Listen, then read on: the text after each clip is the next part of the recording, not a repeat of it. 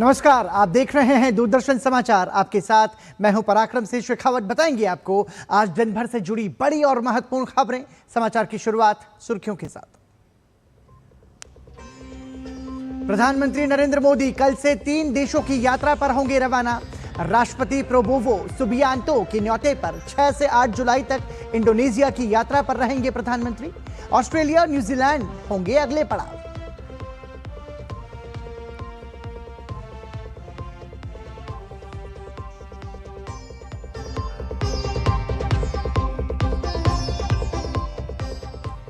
आगामी विधानसभा चुनावी तैयारियों के लिए भाजपा अध्यक्ष नितिन नवीन का पहला यूपी दौरा। 2027 के लिए भाजपा के मिशन को मिली धार। एनडीए नेताओं के चुनावी तैयारियों पर किया मंथन। तुष्टीकरण और परिवारवाद को लेकर विपक्ष पर भी साधा निशाना।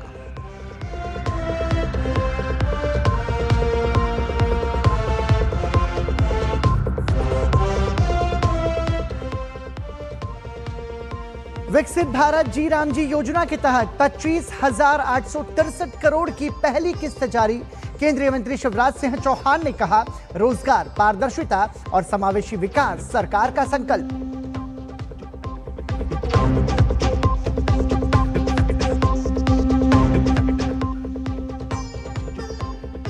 कतर दौरे पर विदेश मंत्री डॉक्टर एस जयशंकर। कतर के प्रधानमंत्री और विदेश मंत्री से की मुलाकात। भारतीय समुदाय की सुरक्षा और भलाई के लिए जताया आभार। रणनीतिक साझेदारी को और मजबूत करने के नए अवसरों पर भी हुई चर्चा।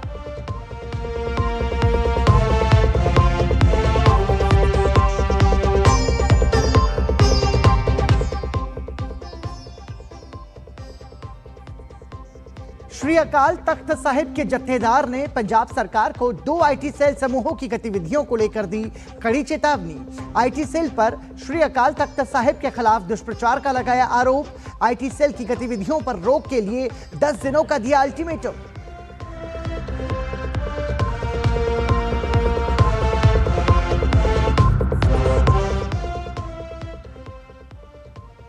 और मेटा पर केंद्र सरकार का कड़ा रुख। पेड विज्ञापनों में बच्चों के यौन शोषण और दुर्व्यवहार से जुड़े कंटेंट पर जताया एतराज। 7 दिन में मांगा जवाब।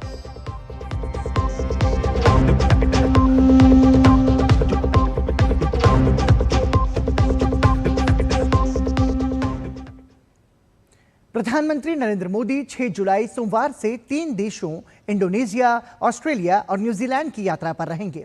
इंडोनेशिया गणराज्य के राष्ट्रपति प्रोबोवो सुबियांतो के निमंत्रण पर प्रधानमंत्री 6 से 8 जुलाई तक इंडोनेशिया की यात्रा करेंगे। यह प्रधानमंत्री की इंडोनेशिया की चौथी यात्रा होगी और मई 2018 में भारत इंडोनेशिया संबंधों को व्यापक रणनीतिक साझेदारी के स्तर तक उन्नत किए जाने के बाद उनकी पहली द्विपक्षीय यात्रा होगी। इंडोनेशिया के बाद प्रधानमंत्री 8 से 10 जुलाई तक ऑस्ट्रेलिया के प्रधानमंत्री एंथनी अल्बनीजी के निमंत्रण पर मेलबर्न की यात्रा करेंगे। मेलबर्न में प्रधानमंत्री अल्बनीजी के साथ द्विपक्षीय वार्ता करेंगे। वहीं न्यूजीलैंड के प्रधानमंत्री क्रिस्टोफर लक्सन के निमंत्रण पर प्रधानमंत्री मेलबर्न से 10-11 जुलाई 2026 को ऑकलैंड की राजकीय यात्रा पर जाएंगे।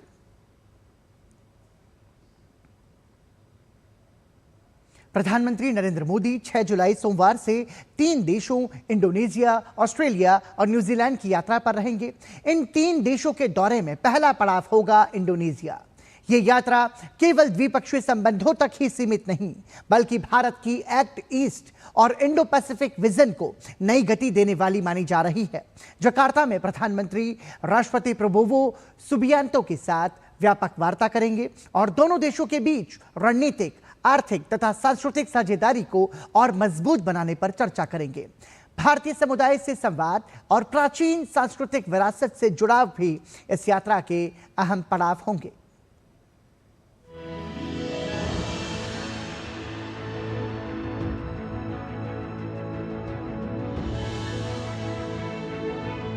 छह से 8 जुलाई तक प्रधानमंत्री नरेंद्र मोदी का इंडोनेशिया दौरा द्विपक्षीय सहयोग में विस्तार को नई रफ्तार देगा।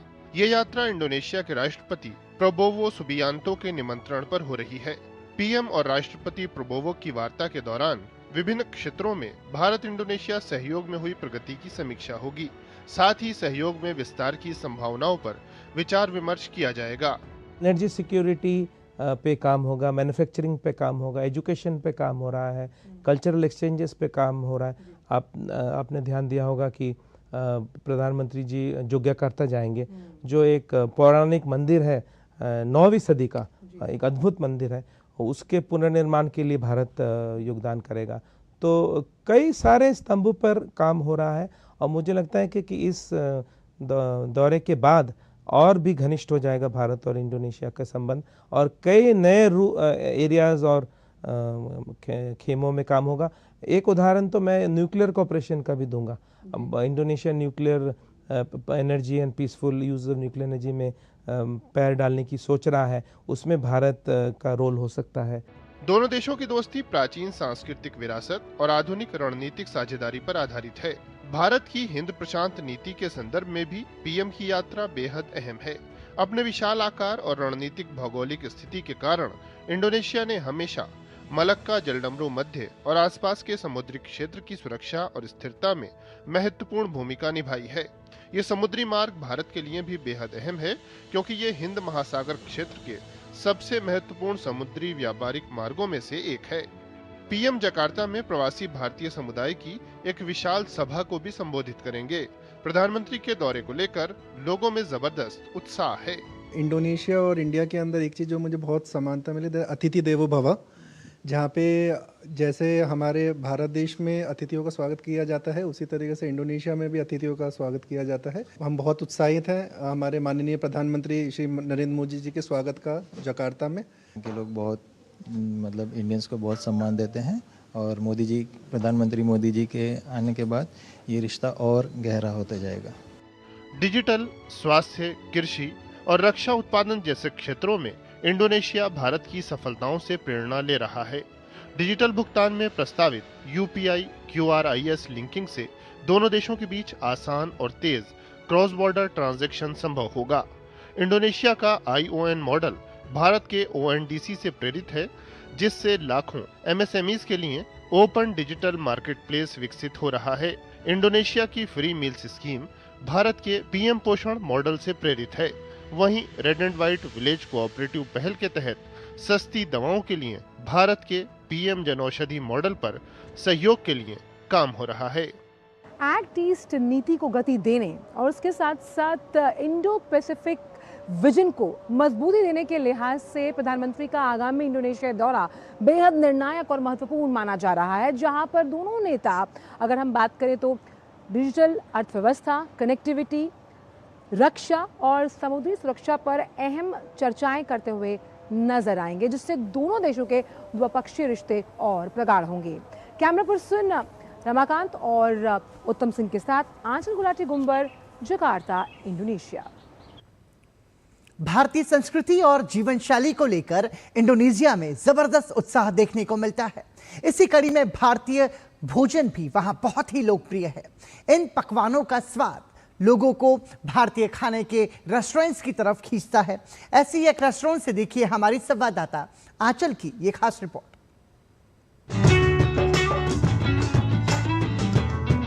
जकार्ता, इंडोनेशिया में, जहां ये तमाम भारतीय व्यंजन बहुत शौक से खाए जाते हैं। और मज़े की बात यह है कि इंडोनेशियाई लोग तो खाते ही हैं, साथ ही साथ जो यहाँ पर बसे हुए भारतीय हैं उन्हें भी इस तरह के व्यंजन परोसे जाते हैं जो वो लुत्फ के साथ खाते हैं।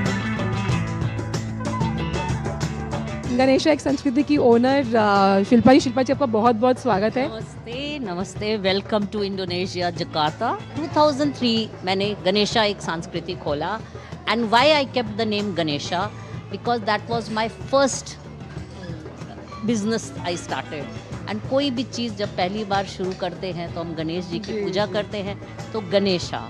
एंड एक संस्कृति means we wanted to show a culture of India to Indonesia. भारतीय खाने ने इंडोनेशिया और भारत को कितना सशक्त रूप से जोड़ के रखा है? पूरी तरह से जोड़ के रखा है, क्योंकि यहाँ के जो कुछ खाने हैं वो हमारे से भी मिलते हैं। कई एक स्पाइसेस जो है इंडोनेशिया के, हम यहाँ पे सारे वो मिलते हैं, उनको हम रिकॉग्नाइज करते हैं। जैसे क्लोव है, लौंग है, दालचीनी है, आपके तेज पत्ता है, ये सब यहाँ पे स्पाइसेस मिलते हैं। जब से आए हैं इंडोनेशिया में तब से हम यहाँ आ रहे हैं गणेशा में, गणेशा एक फैमिली जैसा है। बहुत अच्छा खाना है, तो आओ कम हियर। हमको इंडिया बहुत अच्छा लगता है। हमको इधर इंडियन खाना भी मिलता है इंडोनेशियन में, और सब कुछ बढ़िया है।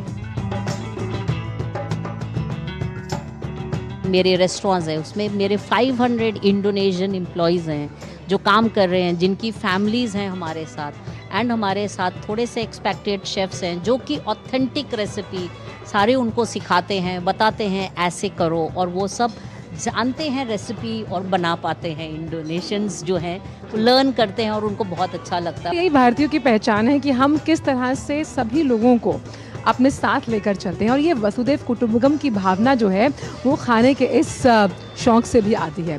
कैमरा पर्सन रमाकांत के साथ आंचल गुलाटी गुम्बर, सीधे जकार्ता, इंडोनेशिया से।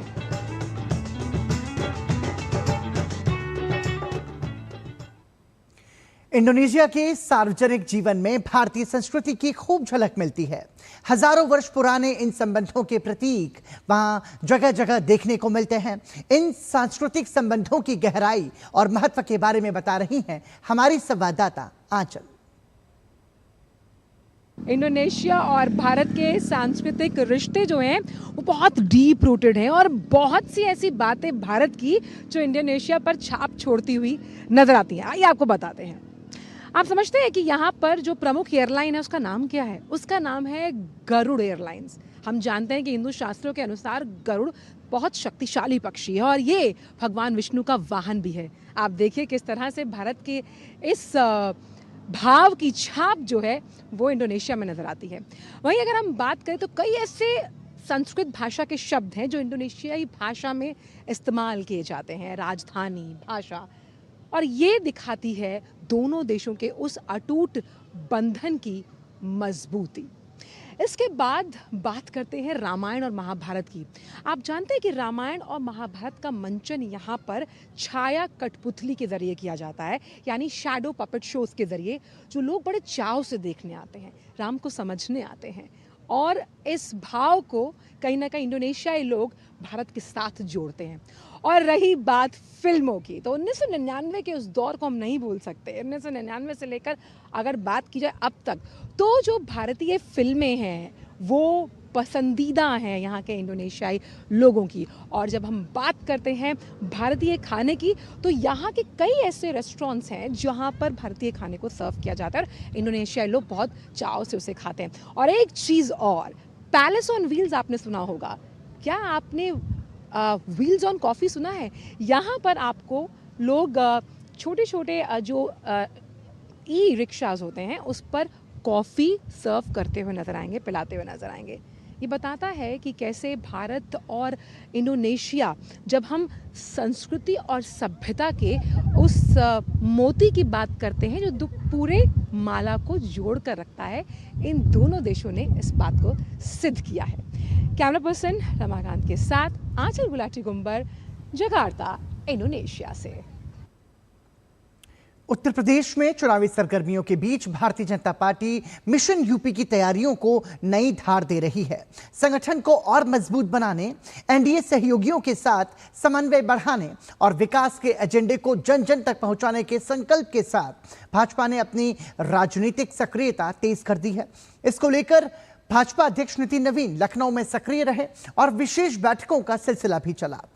लखनऊ से देखिए हमारे संवाददाता विकास सिंह की ये खास रिपोर्ट। मिशन यूपी की तैयारी में जुटी भारतीय जनता पार्टी ने कमर कस ली है। इस कड़ी में बीजेपी के राष्ट्रीय अध्यक्ष बनने के बाद पहली बार यूपी दौरे पर आए नितिन नवीन ने परिवारवाद और तुष्टीकरण की राजनीति के मुद्दे पर विपक्ष पर जमकर निशाना साधा। शक्ति केंद्र संयोजक सम्मेलन को संबोधित करते हुए भाजपा अध्यक्ष ने पुरानी सरकारों और भाजपा के विकास मॉडल का अंतर भी स्पष्ट किया। उन्होंने कहा कि भाजपा सरकार ने मजबूत इंफ्रास्ट्रक्चर के दम पर राज्य की नई तस्वीर दुनिया के सामने रखी है और विकास की योजनाएं अंतिम व्यक्ति तक पहुंच रही हैं। देश के यशस्वी प्रधानमंत्री नरेंद्र मोदी जी जिस सोच और जिस विचार के साथ नेतृत्व दे रहे हैं, उत्तर प्रदेश की सरकार योगी आदित्यनाथ के नेतृत्व में उस विकास और विरासत को बढ़ाने का काम कर रही है। जिस उत्तर प्रदेश ने केवल भ्रष्टाचार देखा हो, तुष्टीकरण की राजनीति देखी हो, परिवारवाद के जहद को देखा हो। भारतीय जनता पार्टी की सरकार ने उस माफिया राज को हर जिले ही नहीं, हर गांव और कस्बे से भी समाप्त करने का काम किया है। मित्रों, इस दौरान शक्ति केंद्र संयोजक सम्मेलन को संबोधित करते हुए उत्तर प्रदेश के मुख्यमंत्री योगी आदित्यनाथ ने भी विपक्षी दलों को घेरा। यूपी सीएम ने कहा कि विपक्ष जाति के नाम पर जहां बांटता रहा, वहीं किसानों और महिलाओं को डबल इंजन की सरकार ने अपने साथ जोड़ने का काम किया है। समाजवादी पार्टी, कांग्रेस, इन सब की चिंता यही है कि जिस तबके को ये जाति के नाम पर बांटते थे, वर्ग के आधार पर विभाजित करते थे, वह तबका तो गरीब कल्याणकारी योजना के माध्यम से गरीब को, किसान को, नौजवान को और महिलाओं को डबल इंजन की सरकार ने अपने के साथ जोड़ने का काम किया है। और इसलिए वे विभाजन की अपनी सारी की सारी मेहनत का कहीं ना कहीं ठीकरा अब फोड़ करके भारत की आस्था पर प्रहार करने का कार्य कर रहे हैं। इससे पहले भाजपा के राष्ट्रीय अध्यक्ष नितिन नवीन की अध्यक्षता में लखनऊ में एनडीए के सहयोगी दलों की महत्वपूर्ण बैठक हुई। इस बैठक में आगामी राजनीतिक रणनीति और संगठनात्मक समन्वय पर विचार विमर्श किया गया। बैठक में एनडीए के कई प्रमुख सहयोगी दलों के नेता शामिल हुए। उत्तर प्रदेश सरकार के मंत्री ओम प्रकाश राजभर और संजय निषाद बैठक में शामिल होने के लिए पहुंचे। वहीं मंत्री आशीष पटेल ने भी बैठक में हिस्सा लिया। राष्ट्रीय लोकदल की ओर से वरिष्ठ नेता त्रिलोक त्यागी भी पहुंचे। बैठक में एनडीए के भीतर तालमेल, आगामी चुनावी रणनीति और संगठन विस्तार को लेकर चर्चा हुई। इससे पहले भाजपा के राष्ट्रीय अध्यक्ष नितिन नवीन ने बीजेपी यूपी के पूर्व प्रदेश अध्यक्षों के साथ बैठक की। बैठक में डिप्टी सीएम केशव प्रसाद मौर्य के साथ ही स्वतंत्र देव सिंह और महेंद्र नाथ पांडे मौजूद रहे। अपने 2 दिवसीय लखनऊ प्रवास में भारतीय जनता पार्टी के राष्ट्रीय अध्यक्ष ने सभी कार्यकर्ताओं और पदाधिकारियों को संदेश दिया है कि आपसी मतभेद मिटाकर, मनमुटाव मिटाकर पार्टी के लिए काम करें। नेशन फर्स्ट की जो भारतीय जनता पार्टी की रणनीति है उस पर काम करें, लोगों की सुने, कार्यकर्ताओं की सुने। कैमरामैन निर्मल के साथ विकास सिंह, डीडी न्यूज, लखनऊ। ग्रामीण भारत को आत्मनिर्भर और सशक्त बनाने की दिशा में केंद्र सरकार ने एक और महत्वपूर्ण कदम बढ़ाया है। विकसित भारत गारंटी फॉर रोजगार और आजीविका मिशन ग्रामीण के तहत राज्यों को पहली वित्तीय किस्त जारी कर गांवों में रोजगार, पारदर्शिता और समावेशी विकास के संकल्प को नई गति दी गई है। सरकार का कहना है कि ये पहल गांवों में रोजगार और विकास की नई संभावनाओं का मार्ग प्रशस्त करेगी। देखिए हमारी खास रिपोर्ट। केंद्रीय मंत्री शिवराज सिंह चौहान ने सभी राज्यों एवं केंद्र शासित प्रदेशों के ग्रामीण विकास मंत्रियों के साथ वीडियो कॉन्फ्रेंसिंग के माध्यम से विकसित भारत गारंटी फॉर रोजगार और आजीविका मिशन ग्रामीण के लिए 25,863 करोड़ की पहली किस्त जारी की। केंद्रीय मंत्री ने कहा कि मोदी सरकार ने जो संकल्प और वादा किया उसे पूरा कर दिखाया। वहीं मनरेगा को पूरे देश में लागू होने में लगभग 3 वर्ष का समय लगा था, जबकि विकसित भारत जी राम जी एक ही दिन में पूरे देश में लागू हो गया। बिना किसी व्यवधान के 30 जून को मनरेगा समाप्त हुई और 1 जुलाई को बिना किसी व्यवधान के विकसित भारत जी राम जी योजना लागू हो गई और मांगने पर मजदूर भाई और बहनों को रोजगार मिल गया। पहले सप्ताह में बड़ी संख्या में ग्राम पंचायतों में कार्य प्रारंभ हुए हैं तथा लाखों ग्रामीण श्रमिकों को रोजगार उपलब्ध कराया गया है। मनरेगा में जितनी कमियां थी उनको दूर करते हुए 1 जुलाई से विकसित भारत जी राम जी योजना पूरे देश में लागू हो गई है। आज हमने मजदूर भाई और बहनों को मजदूरी देने के लिए भारत सरकार की ओर से 25,863 करोड़ रुपए की मदर सैंक्शन राज्यों को जारी की है। जब केंद्र और राज्य सरकार मिलकर जिम्मेदारी निभाते हैं तो योजनाओं का लाभ सीधे योग्य लोगों तक पहुंचता है। जी राम जी से जुड़े श्रमिकों के खातों में पहली किस्त जारी होना इसी प्रतिबद्धता का प्रमाण है। समय पर मजदूरी, सशक्त श्रमिक और आत्मनिर्भर भारत, यही इस पहल का लक्ष्य है। Bureau report, DD news. Ayodhya में राम मंदिर के चढ़ावे से जुड़े कथित गबन मामले को लेकर गतिविधियां लगातार तेज हो रही हैं। एक और सोमवार को श्री राम जन्मभूमि तीर्थ क्षेत्र ट्रस्ट की महत्वपूर्ण बैठक होने जा रही है, तो वहीं दूसरी ओर मामले की जांच भी निर्णायक दिशा में आगे बढ़ रही है। इस बीच संत समाज, विश्व हिंदू परिषद और विभिन्न पक्षों की प्रतिक्रियाओं ने पूरे घटनाक्रम को और महत्वपूर्ण बना दिया है। विश्व हिंदू परिषद ने विपक्ष के उन नेताओं के बयान दर्ज करने की मांग उठाई है जिन्होंने सार्वजनिक तौर पर गंभीर आरोप लगाए थे। देखिए हमारी रिपोर्ट। अयोध्या में सोमवार को होने वाली श्री राम जन्मभूमि तीर्थ क्षेत्र ट्रस्ट की बैठक से पहले हलचलें तेज हो गई हैं। ट्रस्ट के सदस्य महंत दिनेंद्र दास ने कहा कि बैठक में ट्रस्ट के सदस्य जो भी निर्णय लेंगे वही अंतिम होगा और सभी को स्वीकार्य होगा। उन्होंने भरोसा जताया कि पूरे मामले में सत्य सामने आएगा और न्याय होगा। ट्रस्ट की बैठक से पहले अयोध्या में संतों और स्थानीय लोगों की बैठक भी हुई। संतों ने राम मंदिर निर्माण में चंपत राय के योगदान की सराहना करते हुए कहा कि जब तक किसी पर आरोप सिद्ध न हो जाए तब तक उसे दोषी नहीं माना जाना चाहिए। उन्होंने निष्पक्ष जांच पर भरोसा जताते हुए कहा कि सच्चाई सामने आनी चाहिए, जिसके द्वारा भी भगवान राम की रामनगरी की गरिमा महिमा गिर रही है, उन दोषियों पर कठोरतम कार्रवाई हो, उसके लिए संतों ने मांग किया है। अगर चंपत राय जी पर दोष साबित होता है तो उन पर भी कार्रवाई हो। चंपत राय जी ने विश्वास को कहा है, एसआईटी जांच कर रही है। एसआईटी जांच करने के मांग करने वाले आदरणीय चंपत राय जी हैं। कोई व्यक्ति इस प्रकार का जांच क्यों मांग करेगा अगर वह दोषी होगा तो? जब तक यह आरोप सिद्ध न हो किसी की प्रतिष्ठा को धूमिल नहीं किया जाए। इधर राम मंदिर के कथित दान गबन मामले की जांच भी तेज हो गई है। मामले की जांच कर रहे अयोध्या के सीओ आशुतोष तिवारी जिला जेल पहुंचे, जहां उन्होंने इस मामले में बंद 5 आरोपियों से पूछताछ की।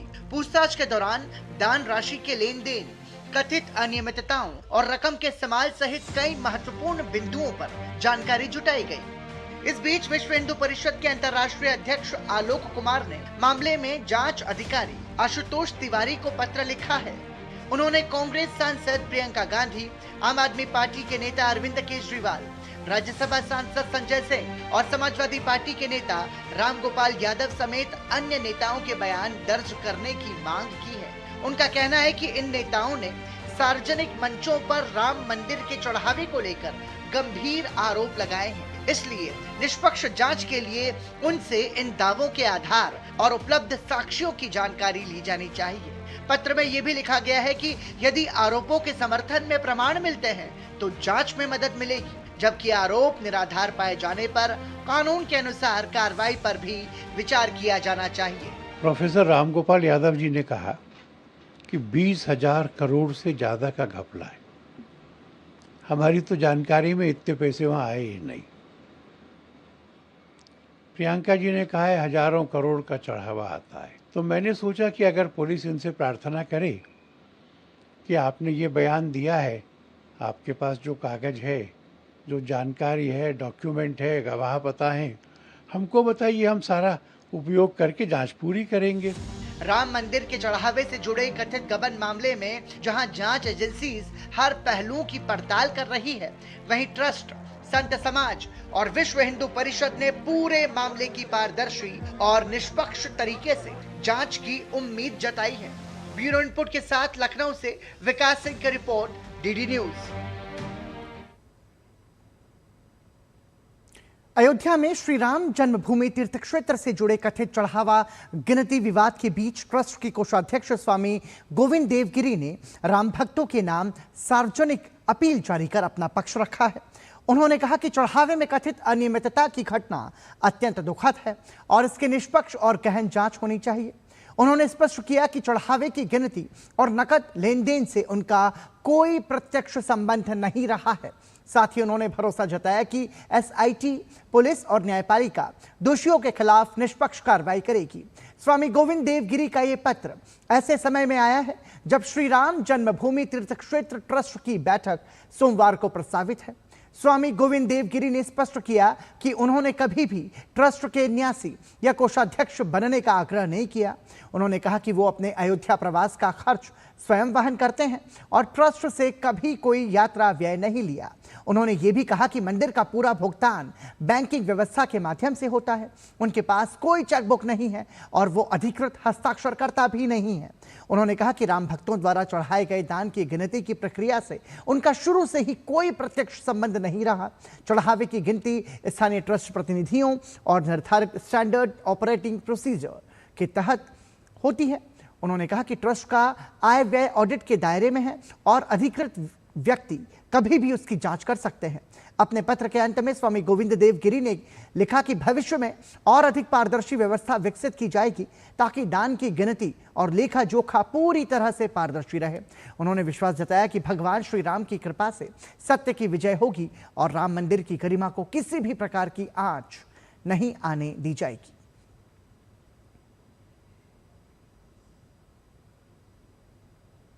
अयोध्या में श्री राम जन्मभूमि मंदिर के कथित दान प्रकरण को लेकर जारी विवाद के बीच अब अयोध्या व्यापार मंडल भी ट्रस्ट के महासचिव चंपत राय के समर्थन में सामने आया है। व्यापार मंडल ने कहा कि एसआईटी की जांच पूरी होने से पहले किसी पर आरोप लगाना उचित नहीं है। साथ ही दान प्रकरण में गिरफ्तार आरोपियों की पैरवी नहीं करने का प्रस्ताव भी पारित किया गया। यह घटनाक्रम ऐसे समय सामने आया है जब 6 जुलाई को श्री राम जन्मभूमि तीर्थ क्षेत्र ट्रस्ट की महत्वपूर्ण बैठक प्रस्तावित है। पत्रकार के सजगता से जो चोरी का खुलासा हुआ है, ये इस पे काफी गिरफ्तारियां हुई है और गिरफ्तारियां होगी। एसआईटी की जांच चल रही है। जो गिरफ्तारियां हुई है उनको कड़ी से कड़ी सजा दिलाया जाए। राम मंदिर की चोरी है। राम मंदिर पे करोड़ों करोड़ों की आस्था यहां पर है। विवादित वीडियो मामले में घिरे पंजाब के मुख्यमंत्री भगवंत मान की मुश्किलें बढ़ती जा रही हैं। अमृतसर में श्री हरिमंदिर साहिब परिसर स्थित गुरुद्वारा श्री मंजी साहिब दीवान हॉल में पंथक सम्मेलन आयोजित किया गया। सम्मेलन में भगवंत मान के बयानों की निंदा की गई। सिख गुरुओं के कथित अपमान पर कड़ा विरोध जताया गया। इसके साथ सम्मेलन में यह फैसला भी किया गया कि इस मामले को लेकर सिख संगत को जिला स्तर पर जागरूक करने के लिए अभियान चलाया जाएगा। सम्मेलन के बाद शिरोमणि गुरुद्वारा प्रबंधक कमेटी के अध्यक्ष एडवोकेट हरजिंदर सिंह धामी ने कहा, कुछ ताकतें मुख्यमंत्री को टकराव की नीति अपनाने के लिए उकसा रही हैं, लेकिन इतिहास गवाह है कि श्री अकाल तख्त साहिब से टकराने वाला कभी सफल नहीं हुआ। ਸਮੁੱਚਾ ਖਾਲਸਾ ਪੰਥ ਇੱਥੇ ਅੱਜ ਜੁੜਿਆ ਤੇ ਜੁੜਿਆ ਵੀ ਕਿਸ ਕਾਰਜ ਲਈ ਕਿ ਸ਼੍ਰੀ ਅਕਾਲ ਤਖਤ ਸਾਹਿਬ ਦਾ 15 ਜੂਨ ਦਾ ਜਿਹੜਾ ਹੁਕਮਨਾਮਾ ਉਹ ਇਨ ਬਿਨ ਲਾਗੂ ਕੀਤਾ ਜਾਵੇ। ਕਈ ਤਾਕਤਾਂ ਆ ਜਿਹੜੀਆਂ ਅੱਜ ਮੁੱਖ ਮੰਤਰੀ ਸਾਹਿਬ ਨੂੰ ਇਹ ਕਹਿ ਰਹੇ ਆ ਕਿ ਟਕਰਾਅ ਦੀ ਨੀਤੀ ਚ ਪਰ ਸੋਚ ਸਮਝ ਲੈਣਾ ਚਾਹੀਦਾ। ਇੱਥੇ ਬੜੇ ਟਕਰਾਅ ਕਰਨ ਵਾਲੇ ਆਏ ਤੇ ਬੜੇ ਟਕਰਾਅ ਕਰਨ ਵਾਲੇ ਚਲੇ गए। श्री अकाल तख्त साहिब के जत्थेदार ने पंजाब सरकार को 2 आईटी सेल समूहों की गतिविधियों को लेकर कड़ी चेतावनी दी है। उन्होंने आरोप लगाया कि ये आईटी सेल श्री अकाल तख्त साहिब के खिलाफ दुष्प्रचार कर रहे हैं। जत्थेदार ने पंजाब सरकार को 10 दिनों का अल्टीमेटम दिया है कि इन आईटी सेल की गतिविधियों पर रोक लगाई जाए। उन्होंने कहा कि यदि सरकार तय समय के भीतर कोई कार्रवाई नहीं करती तो पंथ स्वयं इन आईटी सेल के दफ्तरों तक मार्च करेगा।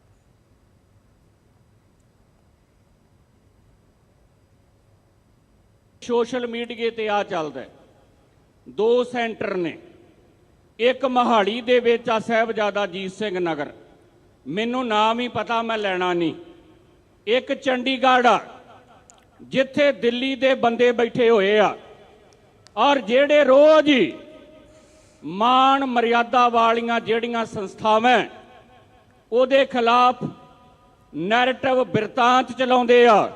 मैं सरकार नूं ताड़ना करदा कि जे 10 दिनां दे विच ये जेड़े 2 सेंटरां दे विच तुहाडे पहाड़े दे बंदे बह के साडे तख्तां दे खिलाफ लिख रहे आ, इन्हां नूं 10 दिनां दे विच उत्थों ठाड़ो। और आपको बता दें, इस वक्त एक बड़ी खबर आ रही है मुंबई से। मुंबई के मानखुर्द में 3 मंजिला चौल का हिस्सा ढह गया है, जिसमें 6 लोगों की मौत की खबर आ रही है। राहत और बचाव कार्य लगातार जारी है और साथ ही दमकल विभाग, मुंबई पुलिस, बीएमसी के वार्ड कर्मचारी, एम्बुलेंस सेवा की टीमें भी मौके पर पहुंची हुई है। तो इस वक्त की बड़ी खबर मुंबई से आ रही है। एक चौल जो है उसका हिस्सा ढह गया, जिसमें 6 लोगों की मौत की खबर आ रही है। आपको बता दें, दमकल विभाग, मुंबई पुलिस, बीएमसी के वार कर्मचारी और एम्बुलेंस सेवा की टीमें पहुंची हैं। मुंबई के मानखुर्द इलाके की यह खबर है, जहां पर 3 मंजिला चौल का हिस्सा ढह गया और इसकी वजह से 6 लोगों की मौत की खबर फिलहाल आ रही है। आपको बता दें कि मुंबई जो कि बारिश से पहले ही बेहाल है, और ऐसे में अब ये मानखुर्द इलाके में एक चौल का हिस्सा ढहा है। राहत और बचाव अभियान लगातार जारी है। फिलहाल 6 लोगों की मौत की खबर सामने आ रही है। तो इस वक्त की बड़ी खबर, मुंबई में मानखुर्द इलाके में एक चौल का हिस्सा ढहा है। 3 मंजिला चौल बताई जा रही है, जिसका यह हिस्सा ढह गया, और इस दुर्घटना में 6 लोगों की मौत की खबर फिलहाल मुंबई से आ रही है। इस वक्त हम ये देख रहे हैं कि महानगरी मुंबई लगातार बारिश की वजह से, मानसूनी बारिश की वजह से वैसे ही मुंबई पानी पानी है, और मानखुर्द इलाके में 3 मंजिला चौल का एक हिस्सा ढह गया, जिसमें 6 लोगों की दर्दनाक मौत की खबर आ रही है। दमकल विभाग, मुंबई पुलिस और तमाम सारे आला अधिकारी वहां पर मौजूद हैं, और फिलहाल राहत और बचाव अभियान युद्ध स्तर पर जारी है। 6 लोगों की मौत की पुष्टि इस दुर्घटना में बताई जा रही है। मुंबई के मानखुर्द इलाके में एक चौल का हिस्सा ढह जाने के बाद यह दुर्घटना हुई है। और इसी के साथ खबरों में अब बढ़ेंगे आगे। आपको बता दें, विदेश मंत्री डॉक्टर एस जयशंकर ने कतर के प्रधानमंत्री और विदेश मंत्री शेख मोहम्मद बिन अब्दुल रहमान अल थानी से मुलाकात की। इस दौरान उन्होंने कतर में रह रहे भारतीय समुदाय की सुरक्षा और कल्याण सुनिश्चित करने के लिए उनका आभार व्यक्त किया। बैठक में दोनों नेताओं ने ऊर्जा, व्यापार, निवेश, कनेक्टिविटी, सुरक्षा और लोगों के बीच आपसी संबंधों सहित द्विपक्षीय सहयोग के विभिन्न पहलुओं की समीक्षा की। साथ ही भारत कतर रणनीतिक साझेदारी को और मजबूत बनाने के नए अवसरों पर भी विचार विमर्श किया।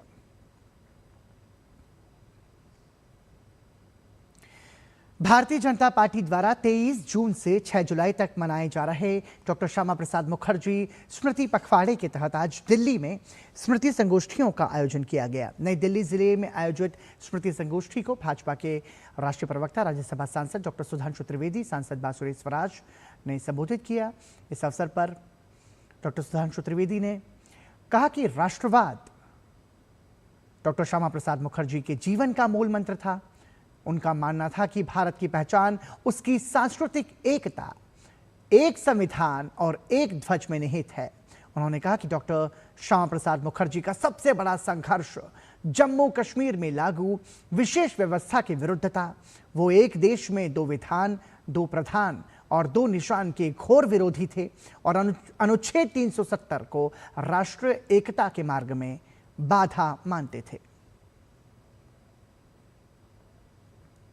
आज हमारे जनसंघ के संस्थापक अध्यक्ष रहे डॉक्टर श्यामा प्रसाद मुखर्जी जी की 125वीं जयंती है, और उन्होंने, वो स्वतंत्र भारत के पहले बलिदानी थे जिन्होंने भारत की एकता और अखंडता के लिए अपने प्राणों की आहुति दी, और उन्हीं के बलिदान की बदौलत यह स्थिति आई कि कश्मीर में प्रधानमंत्री का पद समाप्त हुआ, सर्वोच्च न्यायालय का अधिकार और चुनाव आयोग का अधिकार लागू हुआ, और फिर उन्हीं के विचारों से प्रेरणा लेते हुए प्रधानमंत्री श्री नरेंद्र मोदी जी ने 2019 में धारा 370 को समाप्त करके कश्मीर का पूर्ण एकीकरण कराया। स्वामी विवेकानंद ने 1902 में अपने प्राण छोड़े थे, और उससे पहले वो 1901 में अमरनाथ की गुफा की यात्रा करने के बाद उन्होंने भविष्यवाणी की थी, 1 शताब्दी के बाद भारत का गौरवशाली समय आ रहा है, और यही वो समय था जब श्यामा प्रसाद मुखर्जी जी का जन्म हुआ था।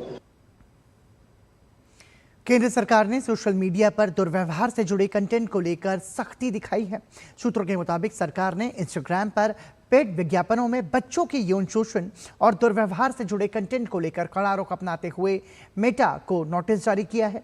इलेक्ट्रॉनिक और सूचना प्रौद्योगिकी मंत्रालय ने इंस्टाग्राम को CSEAM को बढ़ावा देने और उस तक पहुंच आसान बनाने वाले सभी विज्ञापनों और कंटेंट को हटाने का आदेश दिया, और 7 दिनों के भीतर मेटा से विस्तृत जवाब मांगा है। सूत्रों के मुताबिक इंस्टाग्राम पर पेड विज्ञापनों का इस्तेमाल कथित तौर पर यूजर्स को ऐसे बाहरी प्लेटफॉर्म पर भेजने के लिए किया जा रहा था जहां बच्चों के यौन शोषण से जुड़ा गैर कानूनी कंटेंट मौजूद था। ये मामला संज्ञान में आने के बाद सरकार इसे बहुत गंभीरता से ले रही है। खासकर प्लेटफॉर्म के जरिए यौन शोषण वाले कंटेंट को एल्गोरिदम के जरिए बढ़ावा दिए जाने के आरोपों पर सरकार ने मेटा को ऐसे मटेरियल के प्रचार और प्रसार को रोकने के लिए तुरंत कदम उठाने का निर्देश दिया है।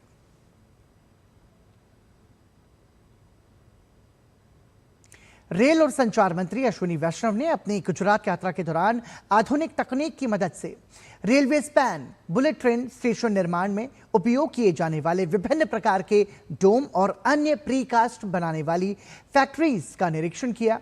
केंद्रीय मंत्री ने इस बात पर जोर दिया कि भारत में बुलेट ट्रेन के निर्माण में मेक इन इंडिया के तहत स्थानीय संसाधनों का उपयोग किया जा रहा है।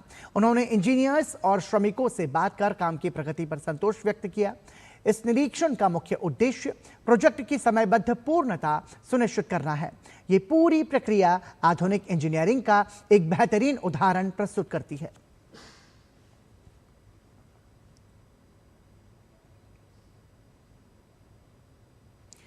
मुंबई अहमदाबाद बुलेट ट्रेन परियोजना में पहली बार टनल बोरिंग मशीन का इस्तेमाल होगा। इससे सुरंग निर्माण का काम तेज और अधिक सुरक्षित तरीके से पूरा किया जा सकेगा। टनल बोरिंग मशीन की मदद से टनल बनाने का काम विक्रोली में शुरू हो चुका है। कुल 21 किलोमीटर लंबे अंडरग्राउंड टनल सेक्शन में से मुंबई में सावली और बांद्रा कुर्ला कॉम्प्लेक्स के बीच 16 किलोमीटर का हिस्सा टनल बोरिंग मशीन की मदद से बनाया जाएगा। बाकी 5 किलोमीटर का हिस्सा NATM का इस्तेमाल करके पहले ही पूरा किया जा चुका है। विक्रोली से लॉन्च की गई TBM 6 किलोमीटर लंबी सिंगल ट्यूब सुरंग की खुदाई करेगी, जिसे बुलेट ट्रेन के अप और डाउन दोनों ट्रैक्स को समायोजित करने के लिए डिजाइन किया गया है। यह मशीन बहुमंजिला इमारतों, सड़कों, नदी और अन्य महत्वपूर्ण बुनियादी ढांचे समेत घने शहरी क्षेत्रों के नीचे से गुजरेगी। सुरंग बनाने के लिए इस्तेमाल की जा रही ये TBM अब तक की सबसे बड़ी मशीनों में से एक है। ये मशीन एक ही समय में टनल की खुदाई और सेगमेंट रिंग लगाने का काम कर सकती है, जिससे परियोजना को तेजी से पूरा करने में मदद मिलती है। TBM को लॉन्च करने के लिए मुंबई की विक्रोली में जमीन के नीचे 56 मीटर गहरा शाफ्ट बनाया गया है, जो जमीन के नीचे 20 मंजिला इमारत के बराबर है। बता दें कि मशीन में cutter, wheel head, main bearing, jaw crusher, erector, main shield, tail shield और 4 विशेष गैंट्री सहित कई प्रमुख घटक शामिल हैं जो सुरंग संचालन में मदद करते हैं।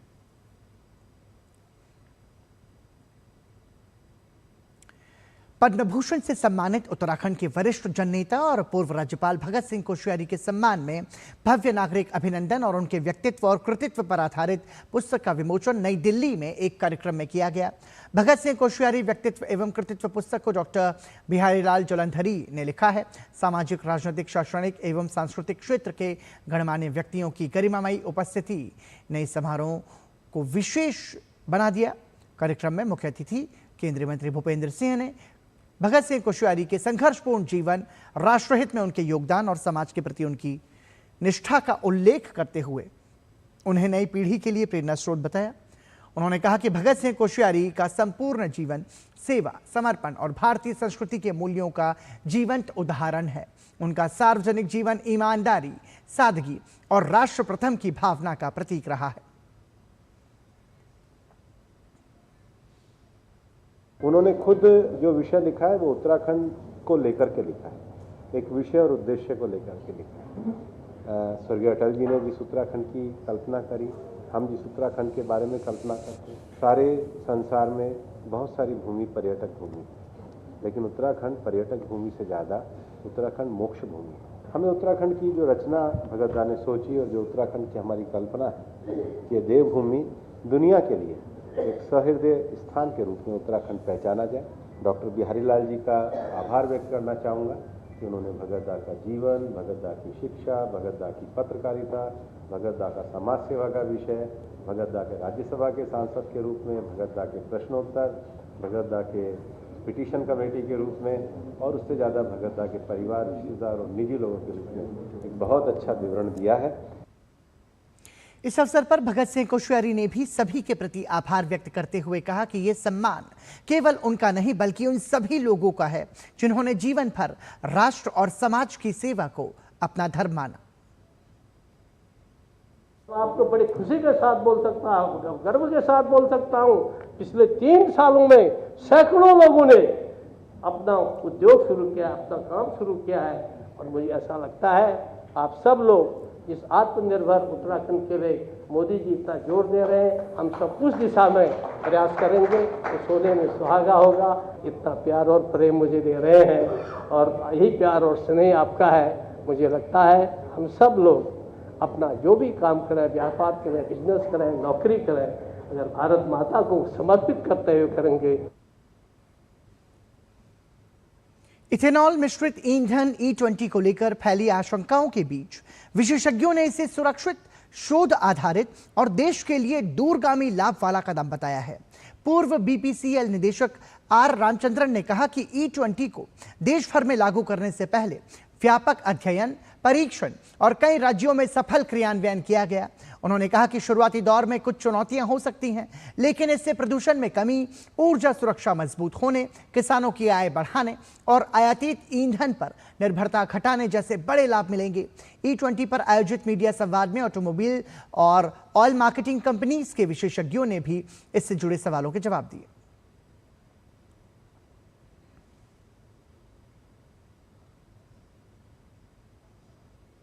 The E20 ethanol initiative has been taken, is well thought out, extensively studied by organizations respected and reputed, and also practiced for some time in various states before it has been nationwide.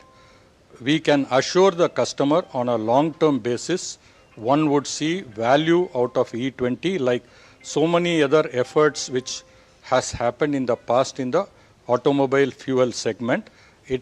We need to be patient. There is a transition period. Overall, the nation will get value. Primarily, one would see emission reduction overall in the country, which every person will value over a long period of time. प्रधानमंत्री नरेंद्र मोदी ने गुजरात सरकार के पूर्व मंत्री मोहन सिंह राठवा के निधन पर दुख जताते हुए सोशल मीडिया प्लेटफॉर्म X पर अपने संदेश में लिखा कि गुजरात सरकार के पूर्व मंत्री श्री मोहन सिंह राठवा के निधन की खबर से मुझे गहरा दुख हुआ है। मुझे गुजरात विधानसभा में उनके साथ कई वर्षों तक काम करने का अवसर मिला। आदिवासी समुदाय के सर्वांगीण विकास, जनसेवा और लोगों के कल्याण के प्रति उनके समर्पण और योगदान को हमेशा याद किया जाएगा। मैं प्रार्थना करता हूं कि ईश्वर दिवंगत आत्मा को शांति प्रदान करें और उनके शोकाकुल परिवार को इस दुख को सहने की शक्ति दे। ओम शांति।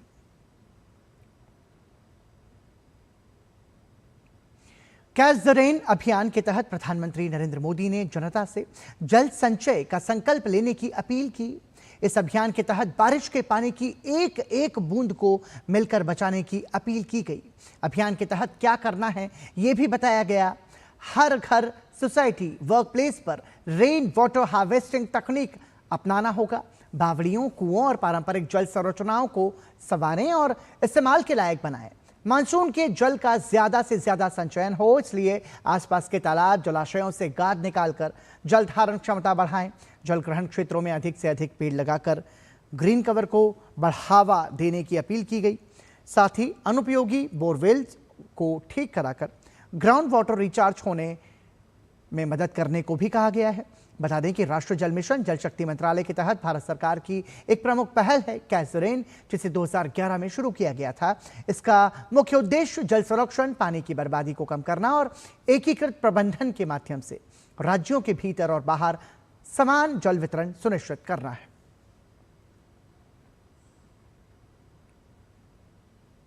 रोबोटिक्स, नवाचार और इंजीनियरिंग प्रतिभा का सबसे बड़ा मंच डीडी रोबोकॉन 2026 अपने 25वें संस्करण के साथ संपन्न हो गया।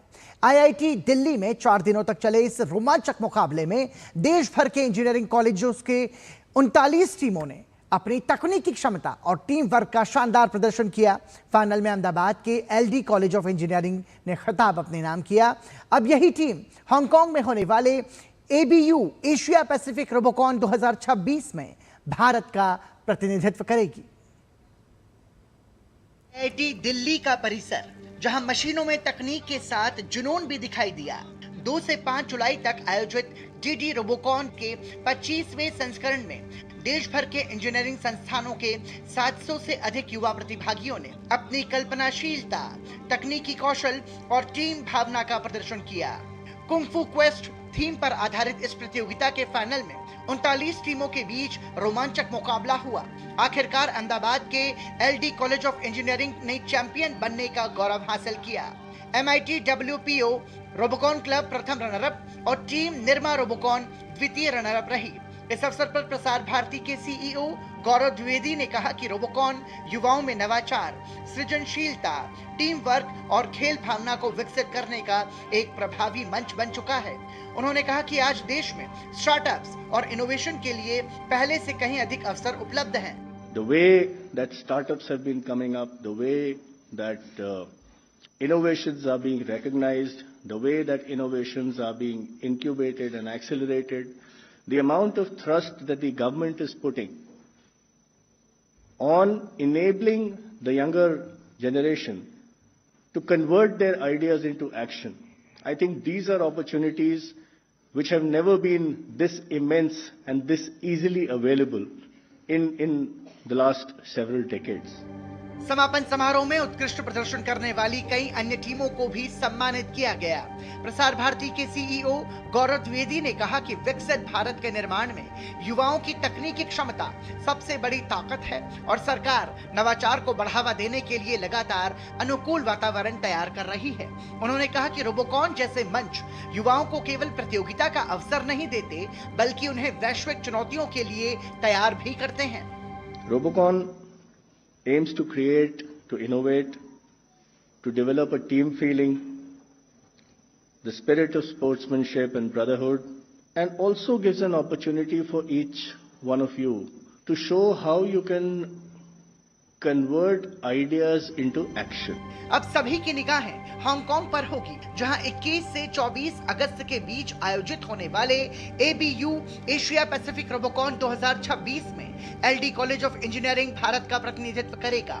वर्ष 2002 से आयोजित हो रहा DD रोबोकॉन आज देश की सबसे प्रतिष्ठित रोबोटिक्स प्रतियोगिताओं में शुमार है। 2019 से इसका आयोजन IIT दिल्ली कर रहा है। हर वर्ष बढ़ती भागीदारी इस बात का प्रमाण है कि देश के युवाओं में विज्ञान, इंजीनियरिंग और नवाचार के प्रति उत्साह लगातार बढ़ रहा है। DD रोबोकॉन केवल रोबोट बनाने की प्रतियोगिता नहीं, बल्कि आइडिया से इनोवेशन और इनोवेशन से राष्ट्र निर्माण की यात्रा का एक सशक्त मंच बन चुका है। Bureau report, DD news. Madhya Pradesh के शिवपुरी में आज दक्षिण एशिया के निजी क्षेत्र के सबसे बड़े मिसाइल एवं एडवांस्ड डिफेंस मैन्युफैक्चरिंग इकोसिस्टम की आधारशिला रखी गई। केंद्रीय मंत्री ज्योतिरादित्य सिंधिया और मुख्यमंत्री डॉक्टर मोहन यादव ने करीब 2500 करोड़ रुपए की लागत से बनने वाली अडानी डिफेंस एंड एरोस्पेस के इस प्लांट का शिलान्यास किया। ग्वालियर चंबल क्षेत्र में विकसित होने वाले इस अत्याधुनिक डिफेंस कॉम्प्लेक्स से भारत की स्वदेशी रक्षा उत्पादन क्षमता को मजबूती मिलने के साथ 5000 से अधिक प्रत्यक्ष और अप्रत्यक्ष रोजगार के अवसर भी सृजित होंगे। इस मौके पर केंद्रीय मंत्री ज्योतिरादित्य सिंधिया ने कहा कि यह परियोजना प्रधानमंत्री नरेंद्र मोदी के आत्मनिर्भर भारत विजन को नई गति देगी। उन्होंने इसे राष्ट्र निर्माण, राष्ट्र सेवा और राष्ट्र सुरक्षा के इतिहास में एक नए अध्याय की शुरुआत बताया। प्रधानमंत्री नरेंद्र मोदी जी के नेतृत्व में और प्रदेश के यशस्वी मुख्यमंत्री जी के नेतृत्व में, मोहन यादव जी के नेतृत्व में आज ये शुभ शुरुआत संभव हो पाई। 1500 से 2000 करोड़ रुपए का निवेश गुना में अडानी सीमेंट प्लांट का, 2.5 से 3000 करोड़ का निवेश शिवपुरी में। यहाँ केवल मिसाइल का प्रोपेलेंट नहीं, लेकिन बारूद का, मिसाइल की असेंबली, समस्त रूप से सबसे विश्व की आधुनिक शस्त्र शिवपुरी में उत्पादित की जाएगी। ये आज शिवपुरी के लिए तो ऐतिहासिक दिवस है। मुख्यमंत्री डॉक्टर मोहन यादव ने कहा कि ये परियोजना मध्य प्रदेश को देश के प्रमुख रक्षा विनिर्माण केंद्र के रूप में स्थापित करेगी और औद्योगिक निवेश, रोजगार तथा स्थानीय MSME के विकास को नई दिशा देगी। मध्य प्रदेश में निवेश का एक नया मार्ग खुला है। आज ग्वालियर अंचल में मध्य प्रदेश के लिए गौरव की बात है। हमारा डिफेंस कॉरिडोर का पहला प्रोजेक्ट लगभग 2500 करोड़ से 3000 करोड़ का, जहां मिसाइलें बनेगी, मिसाइल से लगा करके सारे प्रकार के आर्म्स की जो आवश्यकता है वो सारे विकास के साथ साथ यहाँ पर रोजगार भी मिलेगा और मिसाइल भी 1000 किलोमीटर लंबी वाली, जिस प्रकार से उन्नत प्रकार की जो चीज़ें हो सकती है वो सब होकर के ये ग्वालियर अंचल के लिए गौरव की बात रहेगी, गर्व की बात रहेगी। उत्तराखंड में कैलाश मानसरोवर तीर्थ यात्रियों के एक दल को मुख्यमंत्री पुष्कर सिंह धामी ने चंपावत जिले के टनकपुर से हरी झंडी दिखाकर अगले पड़ाव के लिए रवाना किया। 51 सदस्यीय दल में 21 वर्षीय युवक से लेकर 68 वर्ष के बुजुर्ग तक शामिल हैं। तीर्थ यात्रियों के इस दल का शनिवार को टनकपुर पहुंचने पर पारंपरिक कामाऊनी रीति रिवाज और छोलिया नृत्य से स्वागत किया गया। तीर्थयात्रियों को टनकपुर से रवाना करने के अवसर पर मुख्यमंत्री पुष्कर सिंह धामी ने कहा कि राज्य सरकार यात्रा को सुरक्षित और सुविधाजनक बनाने का पूरा प्रयास कर रही है। यह यात्रा मानसखंड से गुजरेगी। यात्रियों को उत्तराखंड की संस्कृति और स्थानीय पहचान को समझने का अवसर भी मिलेगा।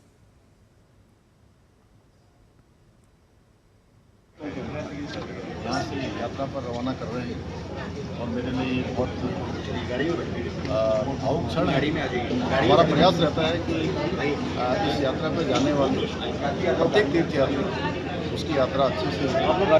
ये हमारे लिए बड़े सौभाग्य की बात है कि हमारे राज्य के बीच से होकर ये यात्रा निकलती है और हमारे सीमांत क्षेत्र जो भारत के पहले गाँव हैं उन गाँव को टच करती है। चंपावत जिले के मार्ग से दूसरी बार यात्रा संचालित की जा रही है। कुमाऊं मंडल विकास निगम के टनकपुर प्रबंधक मनोज कुमार ने बताया कि इस बार टनकपुर से कुल 10 यात्रा दल कैलाश मानसरोवर यात्रा के लिए रवाना होंगे। तीर्थ यात्री भी मिल रही सुविधाओं से संतुष्ट नजर आए। आज पहला दल जो है दिल्ली से चलकर टनकपुर पहुंचा है और कल सुबह टनकपुर से प्रस्थान करेगा धारचूला के लिए। इस अवसर पर माननीय मुख्यमंत्री जी का आगमन हो रहा है इनको हरी झंडी दिखाने के लिए। और पिछली बार हमने इस रूट से पहली बार यात्रा प्रारंभ की थी और हमारे अनुभव काफ़ी अच्छे रहे थे, इसलिए हमने इस बार भी इसी रूट को रखा है। और इस बार 10 दल हैं और प्रत्येक दल में लगभग 50 यात्री कैलाश मानसरोवर यात्रा पर जाएंगे। मेरा नाम हरिकृष्ण है, मैं गुजरात से आया हूँ और ये कुल फर्स्ट बैच में हूँ मैं और मेरी मदर आई है और हम लोग की जो इच्छा थी कैलाश मानसरोवर और कैलाश की परिक्रमा वो अभी कुछ दिनों में पूर्ति होने वाली है। ये कुमाऊं मंडल और वो लोगों ने जो हमारी सेवा की है उसके लिए उनका भी बहुत बहुत धन्यवाद। हम रास्ते में आए वहाँ पे भी कोई दिक्कत नहीं थी, वहाँ पे भी बहुत अच्छे से हमारा ख्याल रखा गया, हमें लंच सब अच्छे से दिया गया और मैं यही कहूँगा कि और लोग भी इसके लिए अप्लाई करें। राजस्थान की पचपदरा रिफाइनरी भारत की पहली ग्रीनफील्ड इंटीग्रेटेड रिफाइनरी कम पेट्रोकेमिकल हब के रूप में विकसित की गई है। 79,000 करोड़ रुपए से अधिक की यह परियोजना राजस्थान में प्रधानमंत्री नरेंद्र मोदी के आत्मनिर्भर भारत का प्रतीक बनती नजर आ रही है। जानने पश्चिमी राजस्थान में उद्योग के साथ रोजगार कैसे करेगी। सृजित पचपदरा की यह रिफाइनरी डीडी न्यूज संवाददाता लक्ष्य आर्य ने एचपीसीएल के अध्यक्ष विशाल कौशल से बातचीत की है। एक्चुअली एक काफ़ी एडवांस्ड रिफाइनरी है।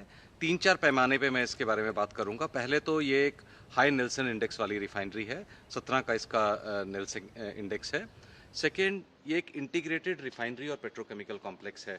मैं सिंपल टर्म्स में समझाता हूँ कि जो हमारे बीच के प्रोडक्ट निकलेंगे उससे हम पेट्रोकेमिकल भी बना सकते हैं और जैसे कि हाल फिलहाल में ज़रूरत पड़ी थी हम उससे एलपीजी भी निकाल सकते हैं। तीसरा, क्योंकि ये रिफाइनरी अभी पिछले 4-5 साल में डिज़ाइन हुई है तो जो लेटेस्ट टेक्निक्स हैं एनर्जी कंजर्वेशन की वो सारी इसमें डाली गई हैं। जितनी मैक्सिमम एनर्जी कंजर्व की जा सकती है, रीयूज़ की जा सकती है, वो सब इसमें किया गया है। लास्ट काफ़ी सारे नए इक्विपमेंट्स, डिजिटल गैजेट्स वगैरह वो सब रिफाइनरी में शुरू से ही डाले गए हैं। इन ऑल ये सब मिला के ना इसको एक अच्छी कॉम्प्लेक्स रिफाइनरी बनाते हैं। वेनेजुएला के अंतरिम राष्ट्रपति डेल्सी रोड्रिगेज ने सोशल मीडिया प्लेटफॉर्म एक्स पर एक वीडियो संदेश साझा करते हुए उन अंतर्राष्ट्रीय बचाव दलों के प्रति गहरी कृतज्ञता व्यक्त की है जिन्होंने हाल के कठिन और शोकपूर्ण दिनों में वेनेजुएला की मदद की। अपने संदेश में उन्होंने Bharat, United kingdom, Qatar, France, Barbados, Brazil और अर्जेंटीना के रेस्क्यूअर्स का विशेष रूप से आभार जताया। उन्होंने पोस्ट में लिखा कि इन देशों के बचाव दलों ने जिस समर्पण, साहस और एकजुटता का परिचय दिया है उसे वेनेजुएला कभी नहीं भूलेगा। इन टीमों की मदद और सहयोग ने संकट की इस घड़ी में देश को बड़ी राहत पहुंचाई है। वेनेजुएला के अंतरिम राष्ट्रपति ने इसे अंतर्राष्ट्रीय एकजुटता और मानवीय सहयोग का उदाहरण बताते हुए सभी रेस्क्यूअर्स की सराहना की और उनके योगदान को अमूल्य करार दिया। वेनेजुएला में विनाशकारी भूकंप से प्रभावितों के लिए भारत सरकार द्वारा शुरू किया गया ऑपरेशन अमिस्ता के तहत लगातार मानवीय सेवाएं दी जा रही हैं। विदेश मंत्रालय के प्रवक्ता रणधीर जायसवाल ने एक्स पर साझा किए गए वीडियो में बताया कि एक मां के इलाज के बाद भावुक होकर सेना के डॉक्टर्स और मेडिकल टीम का आभार व्यक्त करती हुई नजर आती है। भारतीय सेना का यह प्रयास विदेश में भी मानवीय सेवा और सहयोग की मिसाल बन रहा है। मेरा नाम लिजेट रोड्रिगेज है। मैं एंथनी अर्गिलाते की मां हूं। मैं उसे भारतीय चिकित्सा टीम के फील्ड अस्पताल में लाई हूं क्योंकि उसकी जांघ की हड्डी टूट गई थी ताकि उसे इस उत्कृष्ट टीम से सफल उपचार मिल सके। मैं भारत सरकार का धन्यवाद करना चाहती हूं कि उन्होंने इस त्रासदी के समय में वेनेजुएला के लोगों को सहायता प्रदान की। एक बार फिर भारत की और उसके अद्भुत डॉक्टरों की शानदार टीम का धन्यवाद। मैं ला गुएरा में आए विनाशकारी भूकंप का पीड़ित हूँ। हादसे में मेरे हाथ और पैर में फ्रैक्चर हो गए थे। भारत सरकार की मदद से मेरी सफल सर्जरी हुई। आज मैं बेहतर महसूस कर रहा हूँ और नई उम्मीद के साथ अपनी जिंदगी फिर से शुरू कर रहा हूँ।